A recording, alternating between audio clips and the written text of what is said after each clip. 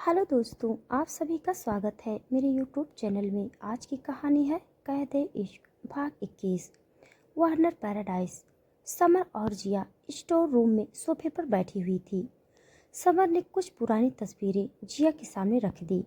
उनमें से एक तस्वीर जिया ने अपने हाथ में ले ली और जल्दी से बोली, ये तो वही तस्वीर है जो मैंने पैलेस में देखी थी। समर हल्के से मुस्कुराते हुए बोली, तुम्हें पता है इस तस्वीर में ये जो कपल हैं वो कौन है? जिया ने उसकी तरफ देखा और ना में सर हिला दिया। समर मुस्कुराते हुए बोली, तुम्हें कैसे पता होगा? ये 16 साल पुरानी तस्वीर है। इस तस्वीर में सारा मैम और विलियम सर के साथ जो दूसरा कपल है वो विलियम सर की बहन रोज और उनके पति जयेश हैं।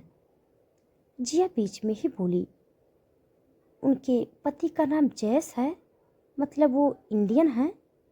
समर हाँ में सर हिलाते हुए बोली, हाँ वो इंडियन थे। उनका बहुत बड़ा बिजनेस था और ऐसे ही एक बिजनेस मीटिंग के दौरान उनकी मुलाकात रोज मैम से हुई। धीरे धीरे उनके बीच बातों का सिलसिला बढ़ता चला गया और फिर दोनों ने शादी कर ली। जिया उस तस्वीर पर हाथ फेरते हुए बोली, वाओ, उनकी लव मैरिज थी? समर मुस्कुराते हुए बोली, हाँ, बहुत प्यार करते थे वो दोनों एक दूसरे से। उनकी शादी को 1 साल होने वाला था तभी रोज मैम की प्रेगनेंसी की न्यूज़ मिली। उन्होंने बहुत ही खूबसूरत बच्ची को जन्म दिया था।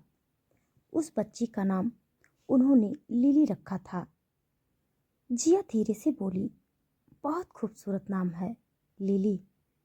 समर आगे बोली, लिली का जन्म होने से पहले ही सारा मैम ने रोज मैम से प्रॉमिस लिया था, अगर उनके घर लड़की पैदा होती है तो उसकी शादी वो दानिश सर से करवाएंगी। रोज मैम ने भी इस बात की हामी भरी थी और बचपन में ही लिली और दानिश सर की शादी करवा दी।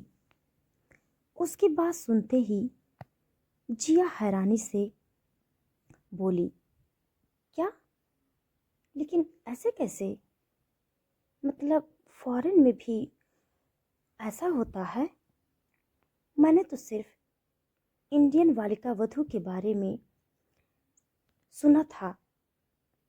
समर सीरियस टोन में बोली, ऐसा कोई रूल नहीं है। अगर घर वाले अपनी मर्जी से अपने बच्चों की शादी करवाना चाहते हैं तो करा सकते हैं। जिया उसकी तरफ देखते हुए बोली, फिर आगे क्या हुआ? समर कुछ पल रुक कर बोली, घर वालों ने उन दोनों की शादी करवा दी।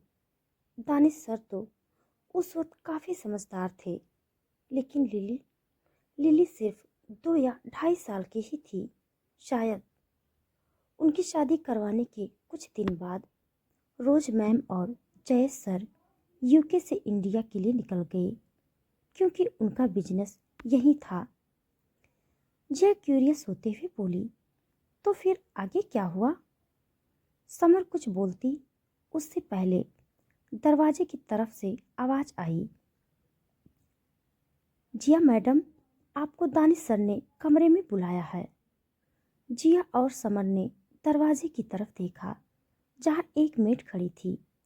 समर जल्दी से बोली, अब तुम जाओ, बाकी की बातें बाद में करेंगे। जिया ने हाँ में सर हिला दिया और जल्दी से वहां से निकल गई। दानिश का बेडरूम। कुछ मिनट बाद जिया बेडरूम में आ गई, लेकिन दानिश उसे कहीं नजर नहीं आ रहा था। उसने गहरी सांस ली और सीधे बेड पर जाकर बैठ गई। तभी उसकी नजर बेड पर रखे हुए एक एनवेलप की तरफ चली गई। उसने इधर उधर देखा और धीरे से वो एनवेलप उठा लिया। उसके अंदर कुछ तस्वीरें थी। जिया ने वो तस्वीरें बाहर निकाली और देखने लगी। वो किसी मेले की तस्वीर थी। जिया ने दूसरी तस्वीर देखी और उसकी आंखें हैरानी से बड़ी हो गई। उस तस्वीर में जिया अपनी दोस्त अंकिता के साथ जायंट व्हील में बैठी हुई थी और उनके ठीक सामने दानिश और पारस बैठे हुए थे। वो खुद से ही बोली, ये तो बहुत पुरानी तस्वीर है। ये मिस्टर वार्नर के पास कैसे आई? एक मिनट, क्या वो मुझ पर नजर रख रहा था? इसका मतलब। बोलते हुए वो चुप हो गई। तभी उसे अपने कान के पास एक आवाज आई, इसका मतलब तुम वो पहली लड़की हो जिसे देखते ही मैं पागल हो गया था। ये आवाज सुनते ही जिया चिल्लाते हुए बेड से खड़ी हो गई। उसने अपने सीने पर हाथ रखा और दानिश की तरफ देखते हुए बोली, तुम पागल हो क्या? अभी मुझे हार्ट अटैक आ जाता तो? दानिश उसकी तरफ कदम बढ़ाते हुए बोला, मेरे होते हुए तुम्हें कुछ नहीं होगा लिटिल गर्ल। जिया ने गहरी सांस ली और अपने हाथ में पकड़ी हुई तस्वीर की तरफ इशारा करते हुए बोली, ये तस्वीर तुम्हारे पास क्यों है? ये सब क्या है? दानिश बिना किसी भाव के बोला, इस बात का सबूत कि तुम्हें बड़ी शिद्दत से देखने वाला, तुम्हें पागलों की तरह चाहने वाला इकलौता इंसान सिर्फ मैं हूं। जिया चिढ़ते हुए बोली, दिमाग खराब है क्या तुम्हारा मिस्टर वार्नर? दानिश उसे करीब खींचते हुए बोला, कुछ ऐसा ही समझ लो। जिया उसके सीने पर हाथ रखते हुए बोली, तुम दूर रहो मुझसे। उसकी बात सुनते ही दानिश ने उसे बेड पर पुश किया और जिया पीठ के बल बेड पर लेट गई। वो हैरानी से दानिश की ओर देख रही थी। दानिश तिरछा मुस्कुराते हुए बोला, ऐसे मत देखो लिटिल गर्ल। उसकी बात सुनते ही जिया का दिल जोरों से धड़कने लगा। उसने दानिश को इग्नोर किया और उठकर बैठ गई। दानिश हल्के से मुस्कुराते हुए उसे देख रहा था। जिया कुछ पल रुककर बोली, तुम्हारे पास बीवी है, फिर भी तुम मेरे पीछे क्यों पड़ी हो? दानिश उसके सामने बैठते हुए बोला, वो मुझसे प्यार नहीं करती, इसीलिए वो भाग गई। जिया हैरानी से बोली, सच में? तो अब तुम क्या करोगे? दानिश बिना किसी भाव के बोला, there is no need to do anything, I have you. कुछ करने की जरूरत ही नहीं है, मेरे पास तो तुम हो। जिया झट से बोली, मुझे कोई शौक नहीं है किसी की रिप्लेस ब्राइड बनने का। दानिश ने उसके गाल पर हाथ रखा और इसकी वॉइस में बोला, you do not need to take anybody's place, क्योंकि तुम पहले से यहाँ हो।